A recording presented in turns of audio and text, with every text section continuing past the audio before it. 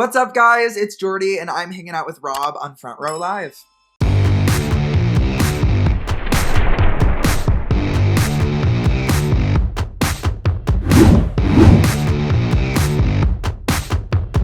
This debut album is incredible. I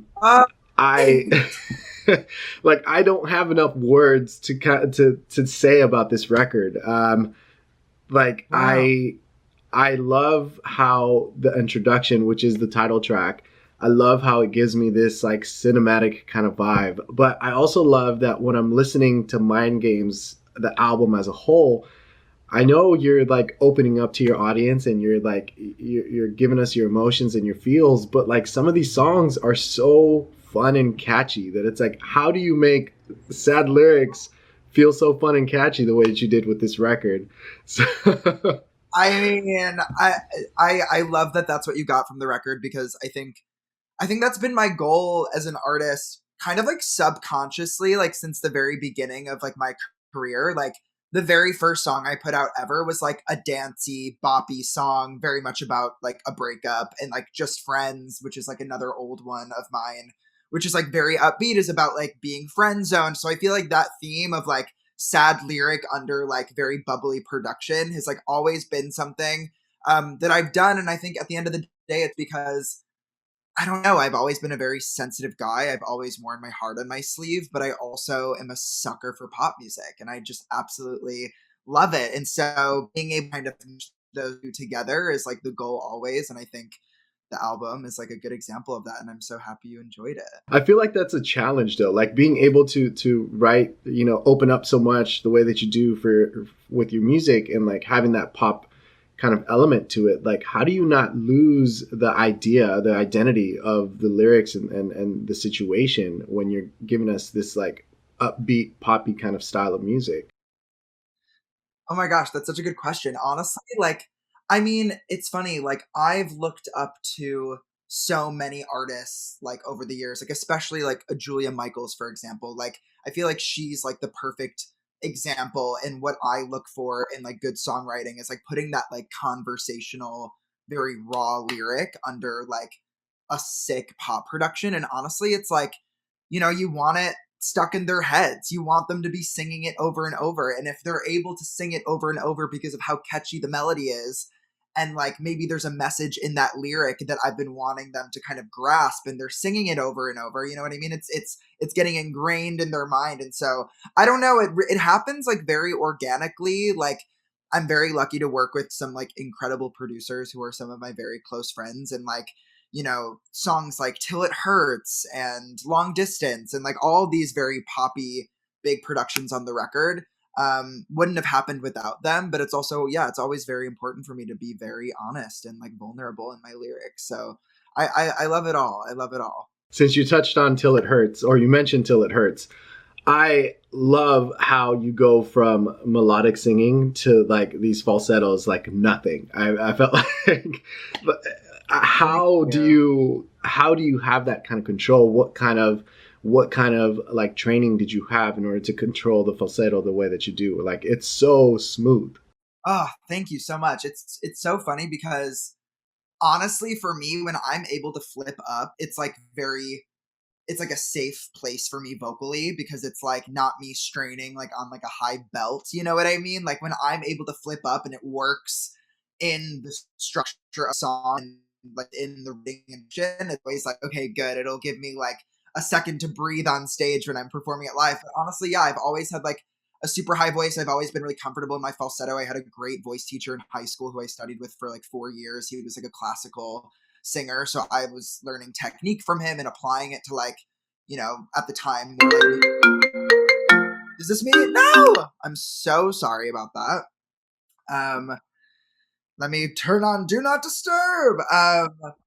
But yeah, no, I was very lucky to have such great teachers growing up who really like led the way for me, and taught me how to sing from like a very young age, which I've just like held with me over the years.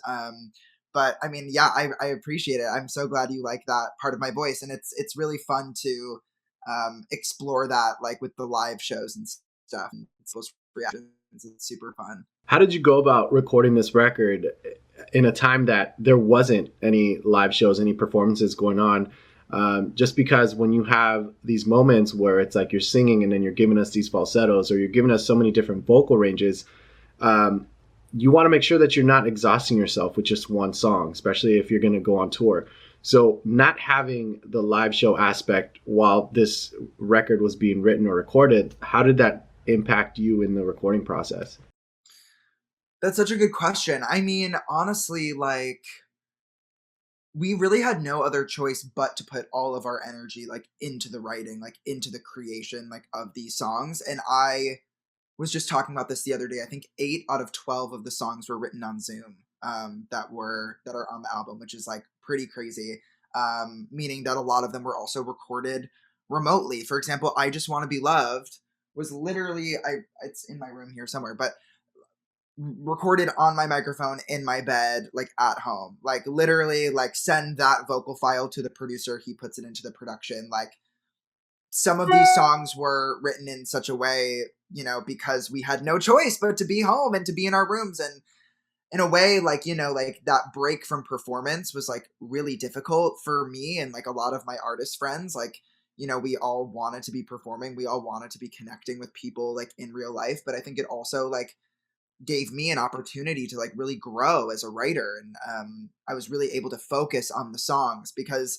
for me, it's like ever since I was young, I've been a singer. Like I've been singing my entire life, but like at this stage in my career, like not only is my voice obviously an important factor, but it's really the songs. It's like like what songs are going to stick, and so being able to really focus on that, work with these people who are very close to me at this point, who are so talented. All of the collaborators I worked with.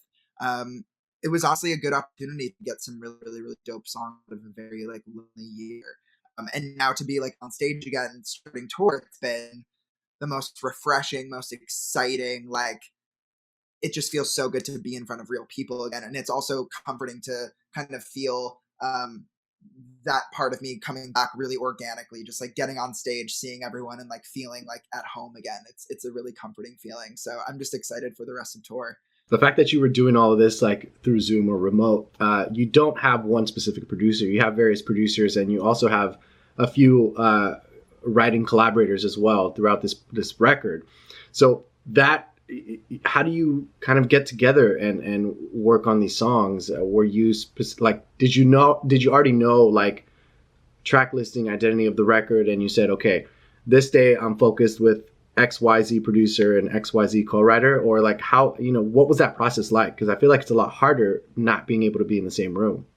Totally. Well, so it's actually really funny. So one of the probably three like main collaborators on the project, producer wise, Drew Polovic, Johnny Shore, and John Santana. Drew Polovic, I met through my friend Austin, who is featured on the record. She's featured on the song Tomorrow, and she's an incredible writer, an incredible artist. We met right before during my January like mini tour. So we were doing shows East Coast, West Coast, and a couple of Midwest states. And we met because Austin was opening for me. And then when we wrote Tomorrow on Zoom, which was the very first song all of us had written together, and like little did we know that like that was the start of like a crazy collaboration and relationship. And so throughout I Just Want to Be Loved, for example, was another song written on Zoom with both of them. And I think over time, we just started to realize we wrote so well together.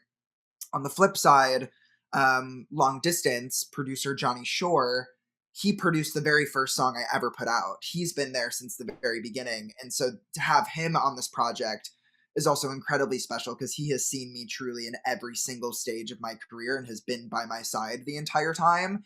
And that was a lot of Zoom, or, like making a weekend out of, we're both going to get like, we're going to be wearing, like, his studio was set up in a way where I could record vocals in a separate, like, little shed that he had in his backyard so that we were like recording safely. Like, we were just doing anything we could to like get these songs out of, these still very real experiences we were having during.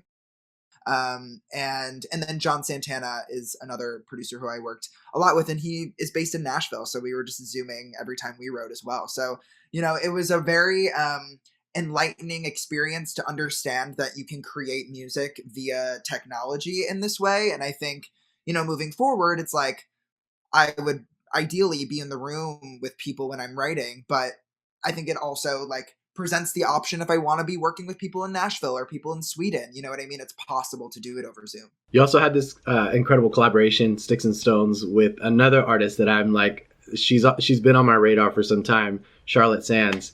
And she also got to collaborate, co-write a couple songs with you as well. Better in My Head, I think, was one of them. Yeah. So talk to me about like that relationship between you and Charlotte and that initial chemistry that you guys felt when you guys started writing Sticks and Stones. For sure. No, so I was a Charlotte fan before we worked together. And when I signed my publishing deal about a year ago now, and my publishers are based in Nashville and are very familiar and close with Charlotte and her team. And so after I signed, I was like, to my publishers, I was like, I would love to get in a session with Charlotte Sands. Like, please, like, she's so good. And she's like giving me like all of like the teenage nostalgia I got from like Avril and Michelle Branch and all of these artists I like worshipped as a kid. And she's like, just like bringing it back into the mainstream. And she's just the most talented. And so luckily we got a session, and the very first time we wrote was when we wrote Better in My Head. And she just like immediately was like so warm and fuzzy and welcoming, and like was like, I don't know, just like eating sour candy and letting me vent to her about like boys and what I was going through. And we just clicked, and we do this thing. We just have such a good vibe when we're writing together. I'll always come in with the concept, and I'll be like, I want to write a song called Sticks and Stones, or I want to write a song called Better in My Head, or whatever. And she'll always just be like, she'll just like say the tag out of nowhere, and I'll be like, how the hell did you just like where did that come from? Like, she is just insane. She's so talented. And so we wrote Better in My Head. We wrote the intro track Mind Games together. We had a session scheduled, and I came into that session being like, guys, I would love to write like an intro track to the album called Mind Games, like very free form. I want it to be very Ariana, very like dramatic. And Charlotte was like, let's go. You know what I mean? And then after that, we did Sticks and Stones, and she ended up featuring on it, which was incredible. And I think it really just proves like the fact that she helped me write all three of those songs. It's like, those are very different songs. Better in My Head is like very like synth poppy. Sticks and Stones is very pop punk, and like Mind Games is like very Ariana, as you said, very cinematic. And so she's just like a triple threat friend, like great collaborator, great human, someone I love very much. And I'm just always very honored to be in her presence. How important would you say that these collaborators were to the level of vulnerability that you released on this record?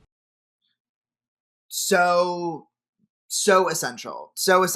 And it's actually cool. We did this little piece for the album where I like invited all of the writers over for dinner, and we kind of filmed this like conversation between all of us talking about like the project. And a lot of what people were saying was like, Jordy, like, you're just so great to work with because you'll come into the room and you'll immediately like start spilling and just start, sharing with us your heart and your experiences and your ups and downs and everything. And while I appreciate that like very much, and I pride myself on like feeling comfortable being vulnerable, I can only be so vulnerable as how much the people in the room allow me to be. Like, the energy needs to be a safe, warm energy. And if I don't feel that, which I have felt in a lot of writing sessions, I won't be able to open up as much. And so for me, it's like, they're looking at me saying, you're so vulnerable and it's so incredible that you open up, while I'm looking at them being like, well, I'm doing it because you make me feel loved and you make me feel safe and you make me feel heard, And so, I'm very, very, very lucky to work with such incredible writers. Sophie Hintz, Riley Biederer, obviously Charlotte, Austin, Drew, Katie Donnelly, just so many incredible people I was able to collaborate with. Just super, super grateful. I would hate to be on the other side, being the writer that doesn't give you that feel. Once you walk into the room and like you can't open up, you can't tell. Sometimes it's just like sometimes it's not a match, and that's okay. And like there is like a plethora of people to work with, and I think it's just really really exciting and nice when you start finding those core groups of people who you just feel so comfortable with, where you know like when you leave that day you're gonna have like a jam, you know, it's fun, while at the same time it's like as a writer, I still want to be meeting new writers and collaborating with new producers. And, you know, I think that's a huge part of the journey as well. It's still nice to feel like I have a crew behind me who I can fall back on. Now, during the writing process of this album, did you already come into it knowing the identity of the record, or was this something that you felt kind of revealed itself as you were writing more and more songs for it? Revealed itself 100%. I think it really just started with these vulnerable songs I was writing, you know, like during the, you know, I Just Want to Be Loved, Tomorrow, Long Distance. Eventually, like the TikTok thing started happening. And that was like a huge part of the growth over the past year too, like how I signed my record deal, like so many things like coming out of this like app that like at the very beginning of the I had like zero idea how to use. Like I did not know what the hell I was doing. And you know, as time went on, I was like, okay, like I'm writing these songs in real time. I kind of want to start sharing them with people on TikTok and just like seeing what they think. And just the reaction was far bigger than any of us anticipated. And it just kind of turned into this like me having these like real time experiences, writing about it immediately and getting it out like a month later. You know what I mean? Like that was really what it was becoming. And, you know, after I like signed with 300 and after like we expanded the team and we really started talking about like, okay, like what are we doing here? It was really like the team behind me looking at me being like, Jordy, like you literally have a full length album ready. Like let's go. Like let's do this. And I'm looking at them being like, I'm not ready yet. I can't do it. I can't. And they're like, no, you can do this. And I was like, all right, let's just go. And so, you know, for me, I feel like I needed that reminder from the people around me that, you know, I was capable of doing this full length record. And at this point, I'm just like so thrilled with how everything came about and couldn't be happier with it being out in the world. The fact that there was so much hype around you because of TikTok, because of everything going around, um, do you feel like that gave you pressure as far as to finalizing this record or even continuing to release more music, just because like the pressure of previous songs or lyrics that had already like gotten this kind of attention? For sure. No, absolutely. I mean, I think any of my artist friends would agree. It's like, you know, the more we grow, the more pressure we put on ourselves. And that's why it's really important to surround yourself with very, you know, good grounding energies, which I'm so grateful that I have. But of course, like 100%, I can be my worst critic. I am like, you know, beating myself up over silly things, whether it's like a TikTok not doing well or a song not streaming well or whatever it is. Like, we're always going to try to put ourselves down, but it's also, you know, being on top of my mental health, like being in therapy every week, talking to my friends and family, getting outside, exercising, eating well, like doing all these things that are like taking care of myself. I think that's a huge part of it, especially being an artist and a songwriter. It's like we're constantly putting ourselves out there and being vulnerable, and that takes up a lot of energy. And so, you know, taking care of myself is super super important because yeah, no, of course I'll put pressure on myself all the time. But I think I'm also grateful to have moments where I'm able to recognize like the hard work and the growth, and I'm able to like celebrate it and like give myself a break. You know, it's just hard being a creative. It's hard to put the phone away and like not post something and kind of just like live in that moment. You know. What did you learn about yourself during the process of this record? Um, honestly, what I'm really excited about this album because I think a lot of the sounds on the record are very, I mean, they're all very true to me, but there were sounds that I was able to explore with for the first time that I was extra extra excited about, like Trevor and If He's in Your Bed, Sticks and Stones, and all kind of rock pop energies going on. And I think the reason it makes me so excited is because like little Jordy would be so pumped to like see me now as like an openly like queer person, like being like the pop rock star that I've always wanted to be. And so, you know, I feel like the young Jordy in me during the has learned that like you can be gay and you can be a rock star and you can be in the mainstream and you can be loved for your music and like you can be seen as an artist. And like, I don't know, I think that it's been really a cool experience as like a queer person to kind of see myself in this place I never would have been able to believe I could have gotten to as a kid. And so I think like for me, just like, anything's possible if you like work really hard and surround yourself with good people and do good things and, just put your heart into it, and I think me understanding and realizing that and, like selling these shows, it's crazy. I think the young Jordy would be really proud. So In saying that, would you say that there were certain lyrics throughout this album that you were hesitant about releasing just because of the type of lyric or the things you were expressing in these lyrics? 100%.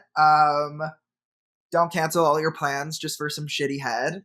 Never would have expected that one. Maybe I should touch myself instead because they're always fucking better in my head. Never really expected to be that explicit. There were definitely moments where I was looking to artists like Fletcher and like different inspirations who were really saying those things that like nobody feels comfortable hearing or saying, but everyone knows it's true. And so for me, like in those sessions, there were moments where I was like, can I say this? Should I say this? And then me being like, I'm saying it, let's go. Like I'm saying this because it's true and it's real to me. And if it's real to me, it's bound to be real for someone else. So yeah, I think like definitely diving into more just like zero filter kind of stuff was different and exciting for me. Now, lastly, to close us off with this record, I mean, it sounds like from everything you're telling me, it sounds like it just naturally happened for you. The lyrics just kind of flowed out. The experiences, were already there. These collaborations were just like part of the puzzle. But what kind of challenges did you feel you faced in order to finalize this album? There was a lot of songs. I mean, it's like that was a challenge, like coming up with like what actual songs I wanted to put on the album. We were like looking at like a 12-song track list, and there's a lot of sessions and a lot of time during this creation period where I was just writing and writing and writing. So I think one of the challenges was really like picking which songs I felt best represented the project. Um, and honestly, I think, it was a challenge doing it on Zoom, like I was able to do it. We pulled it off, but it was like an adjustment. Like that was not what I expected to be doing during this past couple of years. Like when I first started the first month, I was like, I'm going to wait till everything's back to normal. I'm just going to like, and then things didn't get back to normal. And I was like, oh, okay, I'm going to have to start doing this. And so, we did it and, we were able to pull it off and we got amazing songs out of it, but it was a challenge, it was a hard year for everyone. I was away from my family. Like, I lost people. Like it was just like a scary and sad year. And so working through like the trauma that was like a huge challenge. But I think by the end of it, I'm just like super proud of the record and what we got out of it. Well, congratulations! This is a masterpiece. This is a debut Thank album, and you. I can't believe it's a debut album. It sounds like Thank this you is, so much. it sounds like you've released so many records prior to this one, but like this is incredible, and I'm glad that I got introduced to your music, and I'm really excited for more people to listen and discover who Jordy is and what Jordy's all about as far as the music goes. Thank you so much. I appreciate it, Rob.